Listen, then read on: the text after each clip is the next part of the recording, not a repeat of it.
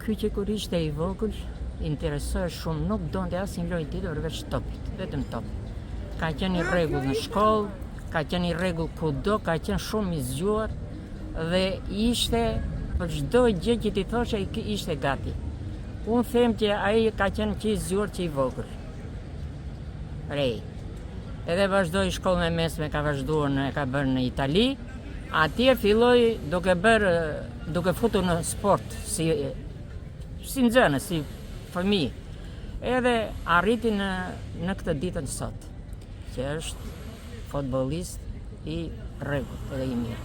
Përveç karrierës së tij futbollistike që e ka nisë që në moshë të vogël, si u ndjet ju kur ai shënoi gol ndaj Serbisë në mes të Serbisë? Në mes të Serbisë. Ne atë natë nuk di si ta shpjegoj të keqen në natyja, unë kam qarë me lot për atë ndeshje që bëri, sepse jo që gëzoj familjen e vetë, nderoj gjithë fisin manaj, po ka nderuar dhe gjithë rrethin e tij lushnje dhe gjithë Shqipërinë. Qa këshille I keni dhënë ju si gjyshe në moment që Rej ka marrë rrugën e futbollit duke përfaqësuar Shqipërinë në... Ne I kemi thënë që të punoj dhe të justifikoj, domethënë veten e tij, familjen e tij, se dhe familja ka bërë shumë për te. Babai dhe nënë e vet. Janë shumë të rregullt që e kanë mësuar dhe kanë mbajtur afër për çdo problem për sport.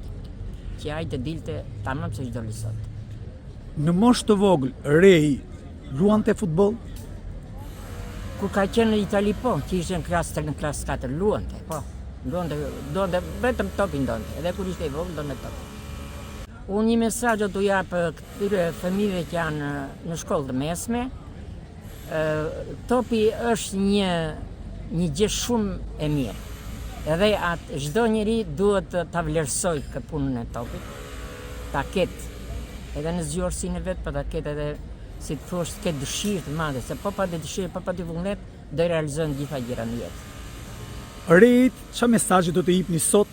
Unë do të jap një mesazh e falenderoj shumë Rejn për golin që bëri dhe nderoj të gjithë, familjen, manaj të gjithë, lushnjen në radhë parë që jetojmë edhe gjithë Shqipërinë.